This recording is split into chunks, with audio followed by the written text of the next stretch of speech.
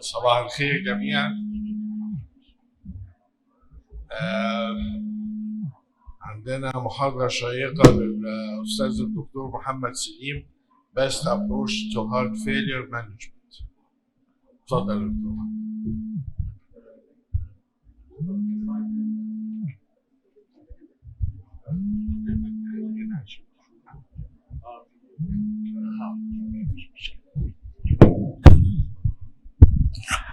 Thank you, Mr. Chairman. الحقيقة it's my pleasure and honor إن أنا أكون موجود جزء من ال very prestigious meeting. الحقيقة المؤتمر رقم 24 لل Egyptian Society of Hypertension.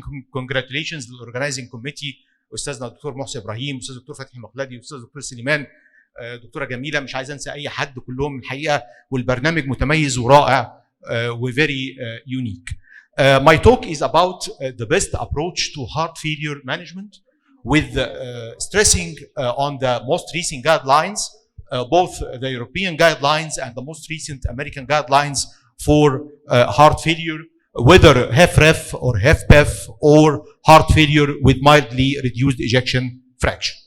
Of course, over the past 20 years, we have changed our mind and our vision to heart failure, and it was shifted from being only structural abnormality and decreasing in the pumping power of the myocardium into what's called physiological imbalance, or the abnormal balance between both beneficial mechanisms that will mediate the vasodilatation, sodium and water excretion, versus those deleterious mechanisms that will lead to vasoconstriction and sodium and water retention. So from pathophysiological point of view, heart failure passes into three stages. First, when there is a balance between the natriuretic peptides on one hand versus the renin, angiotensin, aldosterone system and autonomic nervous system or sympathetic nervous system on the other hand.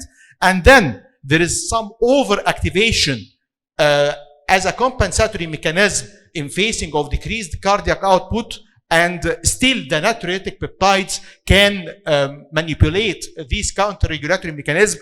And the third stage, when there is a complete failure of the natriuretic peptides, and here is the frank presentation and the clinical presentation of all the clinical manifestations of heart failure.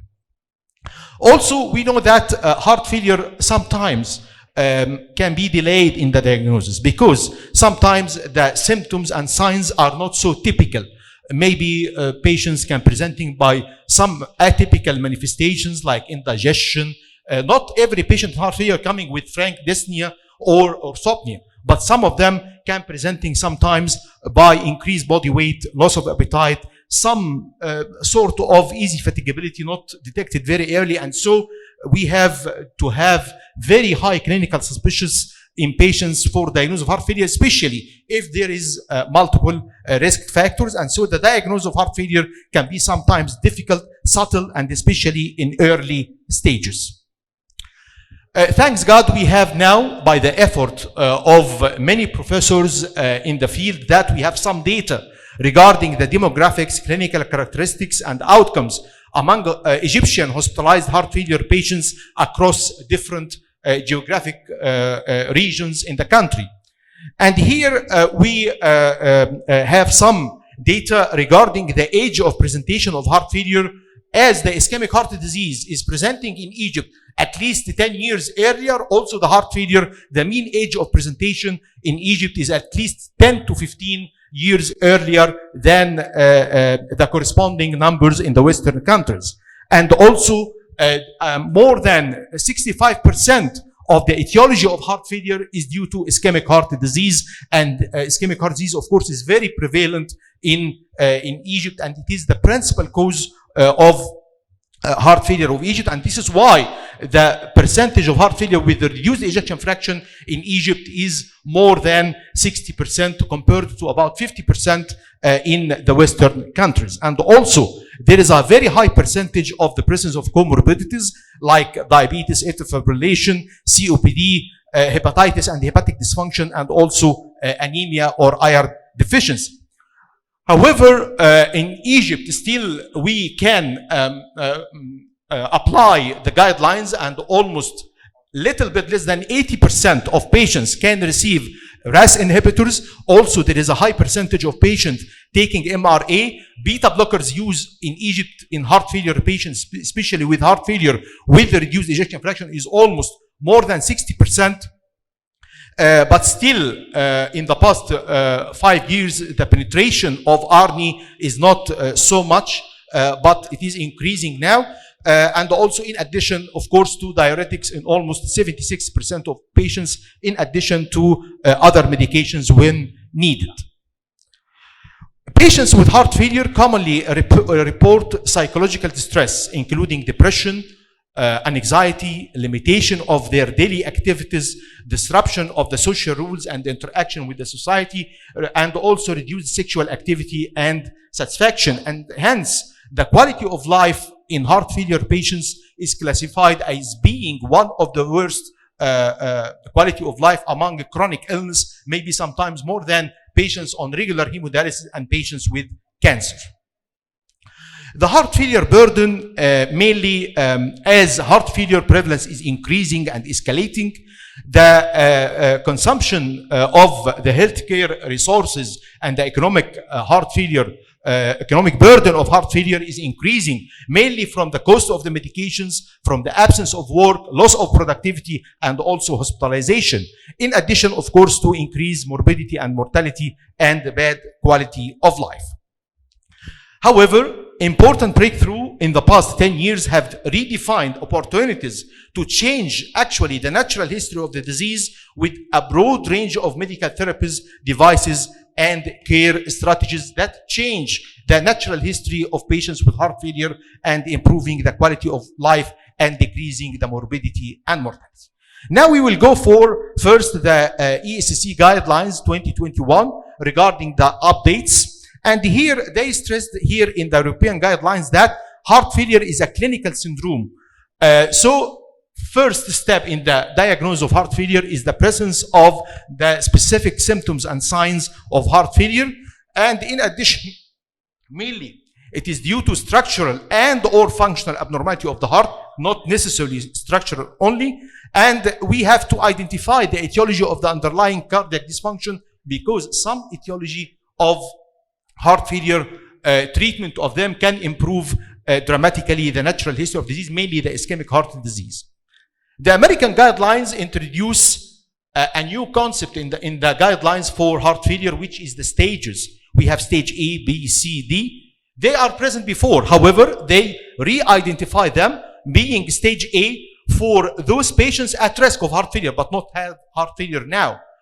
Then the term of pre-heart failure, like pre-diabetes, like pre-hypertension, in which there is some structural and some functional abnormalities in the performance of the myocardium, whether systolic or diastolic. However, still patients has no symptoms or signs of frank heart failure.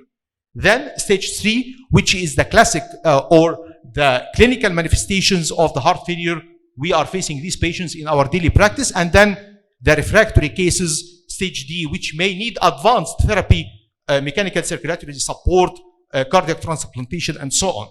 Also, the American guidelines stressed upon when there is a suspicious of heart failure clinically, and still we don't have frank structural abnormality, we have to go for demonstration of elevated natriuretic peptides, which will reflect the elevated filling pressures.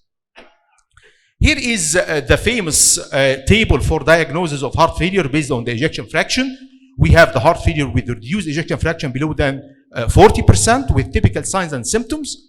And then there is a change in the European guidelines for the name heart failure with mid-range changed to mildly reduced. Why change to mildly reduced? Because there is a strong evidence that patients with mildly reduced ejection fraction between 41 to 49% still can gain benefit from the same medications used in heart failure with reduced ejection fraction. So by saying mildly reduced, that those patients can gain benefit from the guideline-directed medical therapy. And the more mysterious one, the more subtle one is the heart failure with preserved ejection fraction, in which the ejection fraction is more than 50%, And for the diagnosis specifically of this type of heart failure, we have to demonstrate that we have an objective evidence of cardiac structures, for example, LVH, increased left atrium volume index, or functional abnormalities consistent with the presence of LV diastolic dysfunction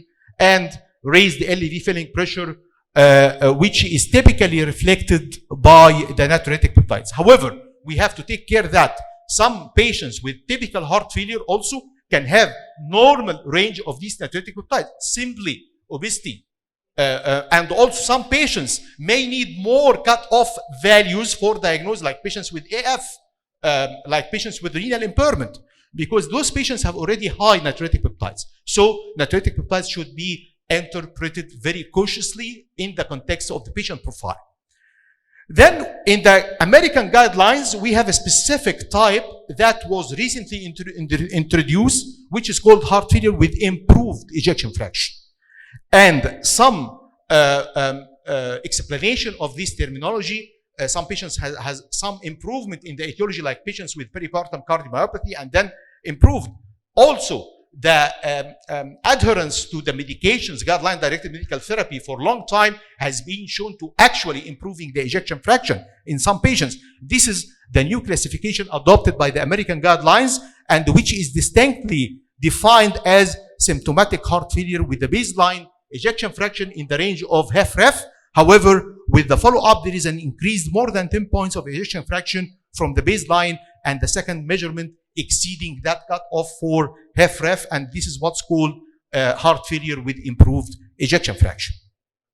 Also, we have the universal definition of heart failure in a collaboration with many international societies, including American, European, Japanese, Australian, and so on.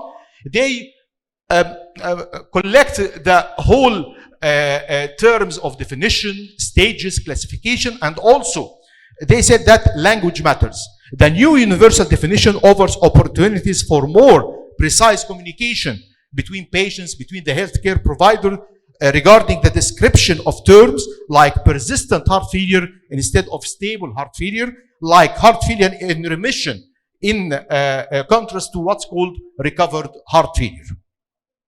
Here is the classification of heart failure based on the ejection fraction with the newly introduced type of heart failure with improved ejection fraction. Here is the algorithm.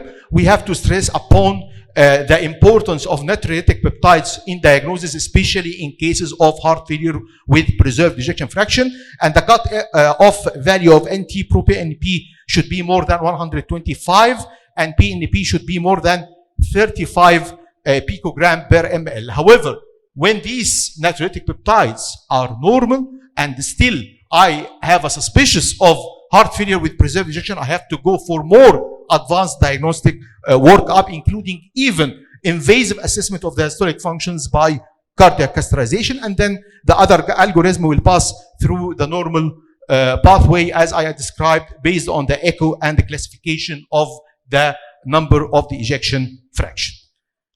Here is the NIHA classification. Of course, it is the same, NIHA 1, 2, 3, 4, which will reflect the degree of functional impairment of the patient, starting by no limitation of the physical activity up to the patient cannot unable to carry any physical activity and can sometimes have dyspnea at rest.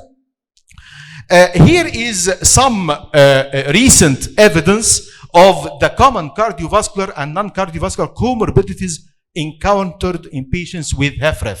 And it was demonstrated that the association of the coronary artery disease and the association of the aortic stenosis with patients with heart failure and the improvement or revascularization or correction of the aortic stenosis is strongly recommended, and it will change completely the clinical and natural history of the disease.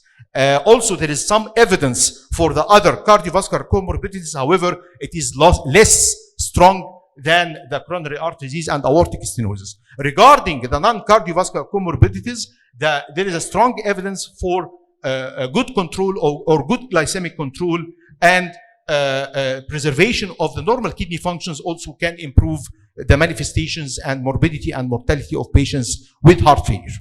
So the goals of pharmacotherapy for patients with heart failure, three major goals should be attained. Number one, reduction in mortality. and this is achieved by the all guideline-directed medical therapy in very well randomized controlled trials. The second is the prevention of recurrent hospitalization due to worsening of heart failure, because prevention of hospitalization is an aim by itself, because each hospitalization or decompensation in a patient with heart failure is associated with an increase in the mortality later on, because patients will lose some of its kidney functions, decreasing more in the myocardial performance, and so on. And the last one is the improvement, of course, in the symptoms, clinical status, and functional capacity, and subsequently the quality of life. Here is if you remember, the algorithm and table of ESC guidelines in 2016. They started by the ACE, ARBs, beta blocker, and then if the patient is still symptomatic, they will go for MRA, and then go for ARNI, and then go. But here, the main change in these guidelines of the European guidelines, the 4 pillars should start with each other. Or at least within 1 to 2 months, the patient should have the 4 important classes of drugs, which are called the 4 pillars.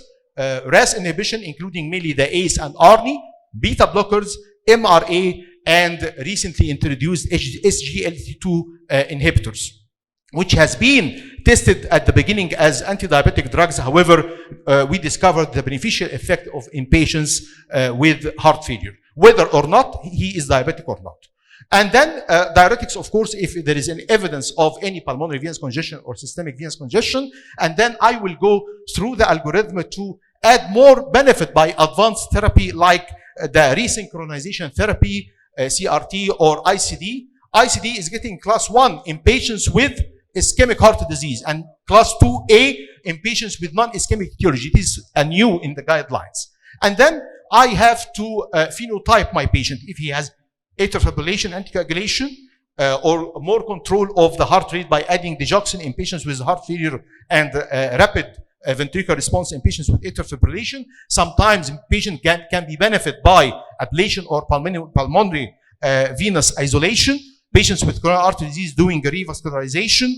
Patients with iron deficiency, ferric carboxymaltose, and then correction of the mitral regurg, aortic stenosis. If the patient has still sinus rhythm with heart rate more than 70, it is class 2A to add ivabradine in some patients, especially those African American who showed some unsatisfactory response to RAS inhibition. I can replace them by a combination of hydralazine and isorubiate dinitrate. However, this recommendation is not supported strongly by mega trials or randomized trials. And here in this algorithm, you can see that the ARB is coming at the last one if only the patient is intolerant to the ACE inhibitor or ARNI.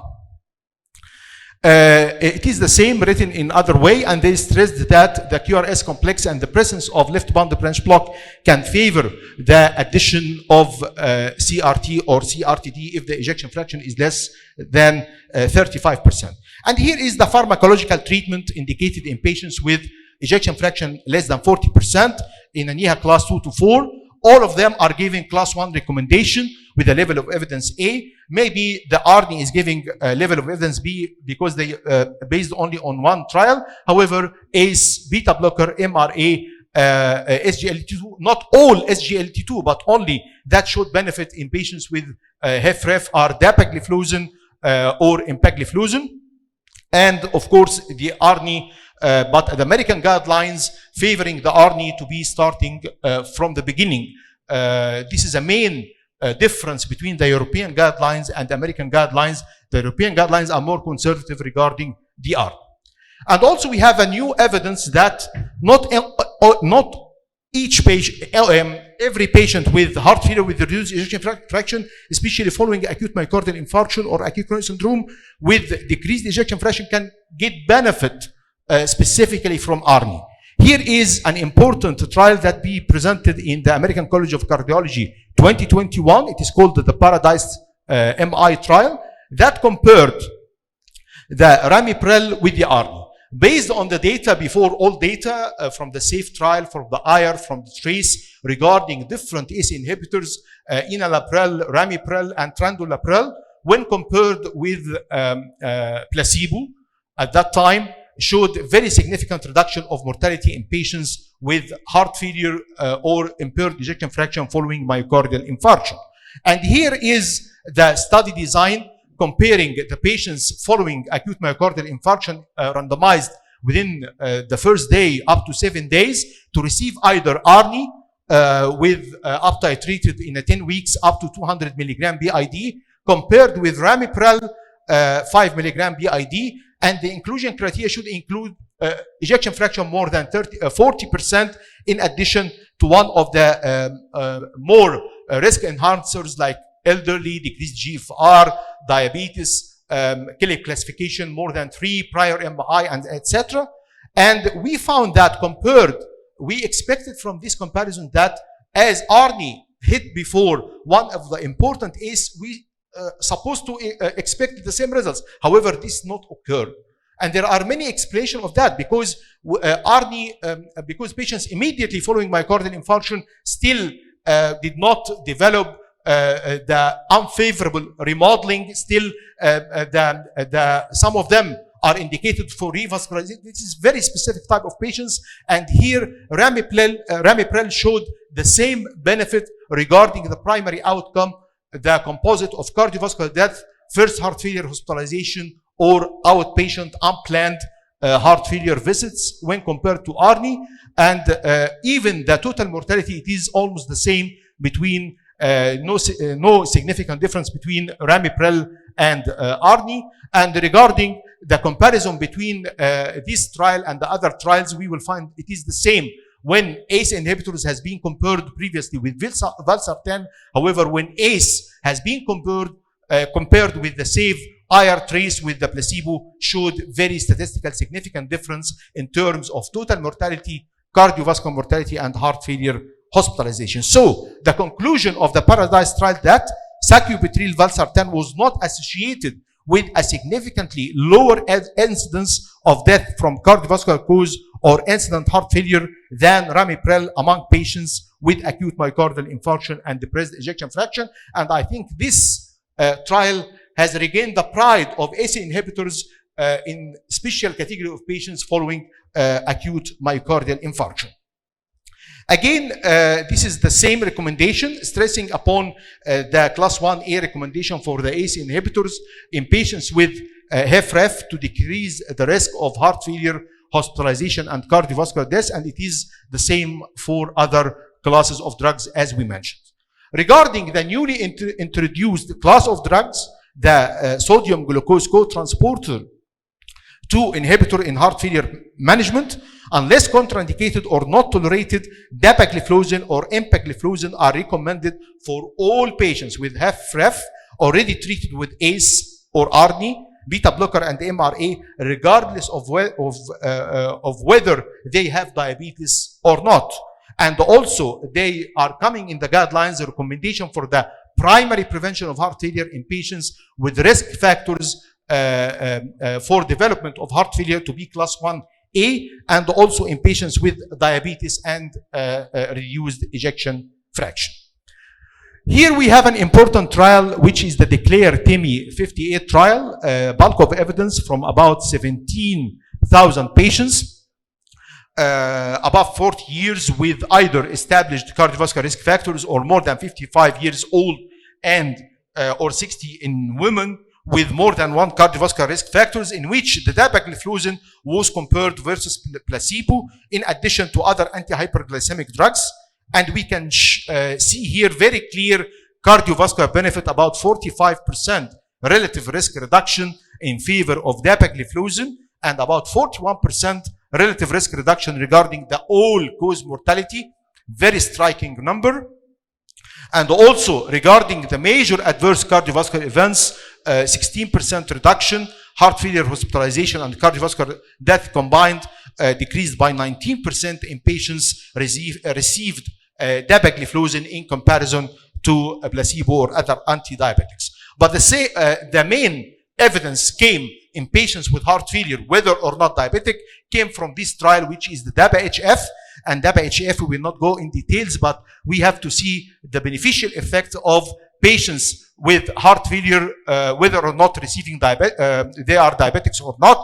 receiving dapagliflozin, there is about 26% reduction of combined cardiovascular death or heart failure hospitalization or heart failure visit, when with only 21 patients as a number needed to treat, a very low number, reflecting the high absolute risk reduction. And also, regarding the components of the primary endpoint, the worsening of heart failure has been decreased by 30%, and the cardiovascular mortality has been decreased by 18% in patients received dapagliflozin.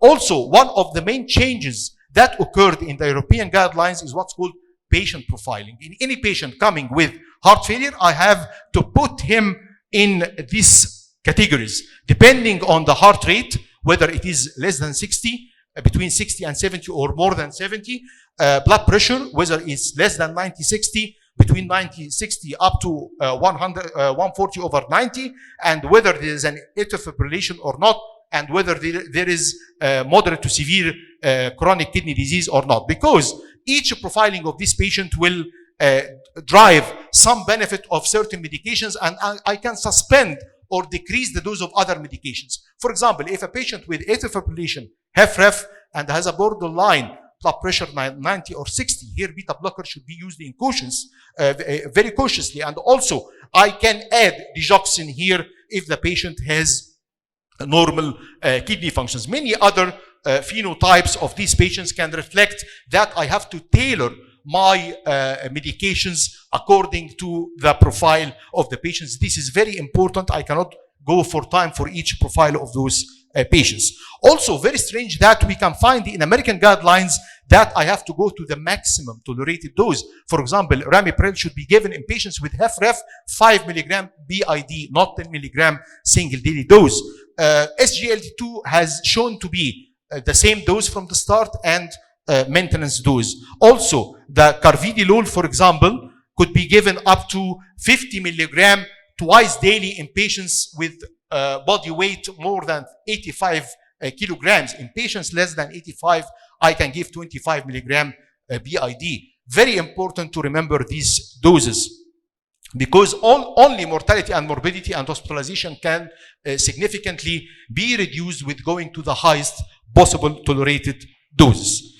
Also, recently we have a very good Egyptian expert opinion regarding the sodium glucose co-transporter inhibitors, stressing upon the contraindication and safety issues, mainly only lactation, pregnancy, acute illness, type 1 diabetes, and patients with acute heart failure. And also in these Egyptian consensus guidelines, it is recommended to apply cost reduction measures whenever applicable. اي رشده دواء هارت فيلير دلوقتي ممكن توصل حوالي 2000 جنيه، من 700 ل 2000 جنيه, and this is the main reason for non-compliance. So they stress upon using generic, well-tested or well-prescribed equivalent agents of the same brand that can tremendously help in improvement of the compliance of the patients. Another recent evidence comparing the main SGLT2 inhibitors, IMPA and DAPA, showed that equal effect regarding the all-cause mortality, cardiovascular death, first hospitalization. In this meta-analysis, maybe DAPA is better a little bit regarding the cardiovascular mortality and hospitalization.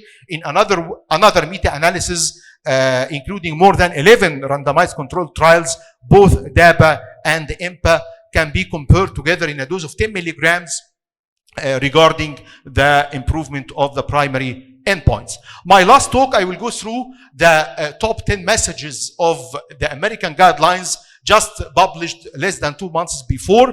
They stressed upon for the first time that the guideline-directed medical therapy is the same 4 pillars like the European. The second is SGLT2 inhibitors have class 2A recommendations in patients with mildly reduced ejection fraction and in patients with HFpEF. And the new recommendation for HFpEF are made for them to be class 2A, MRA2B, ARNI2B, and several prior recommendations have been renewed, including treatments of hypertension, atrial fibrillation, use of ARBs in patients with intolerance to ACE or ARNI, and avoidance of routine use of nitrates or phosphodiesterase 5 inhibitors, as they are no benefit. This is one of the most important message in these guidelines, that patients with improved ejection fraction should continue to take their medications, because it was estimated that about 30 to 40% will relapse again when they will discontinue their guideline-directed medical therapy. They stressed upon the cost-effectiveness of the drugs and the devices. Amyloid heart disease also has new recommendation regarding treatment and screening by monoclonal light chain, bone scintigraphy, genetic sequence, and the introduction of some stabilizer therapy like tafamidis and anticoagulation. Also, evidence supporting increased filling pressure is important for patients with more than 40% ejection fraction. Of course, we will depend natriuretic peptides, but they are good negative but not good positive because are not specific. Only many other pathology can raise these. And also the recommendations to management of comorbidity like hypertension, anemia, iron deficiency, and the sleep disorders. And we have now a new evidence of other agent of the SGLT2 to be used in patients with heart failure with preserved ejection fraction after the Emperor preserved. That results of the DELIVER trial now published, and they showed that patients with heart failure with preserved ejection fraction gain much benefit for decreasing hospitalization and heart failure decompensation when used dapagliflozin. And finally, thank you for your attention. شكرا يا دكتور محمد. هو في بس سؤال واحد دكتور هيثم. شكرا جزيلا على your presentation. بس انا عايز، هو مش سؤال، هو انظر كومنت مش اكتر. يخص انه الدابا دلوقتي recognized by FDA as the only and first drug to be considered in treating renal impairment, and this is the addition which I'd like to introduce. Another comment regarding the previous session of obesity. I'm a cardiac surgeon. I'm not a cardiologist. I would like to ask the committee here, how many of you consider insulin resistance while treating patients with obesity, hypertension, ischemic heart, knowing that all of them are manifestations of metabolic syndrome, and they have one precursor, which is insulin resistance? How many of you at your clinic start to do what is called insulin test or oral glucose tolerance test, or particle test for LDL quantification of A type and B type of LDL? Because I think we have to consider this point of insulin resistance as the main problem in Egypt here, because this is to my mind is the precursor of all of these diseases. Thank you all. شكرا.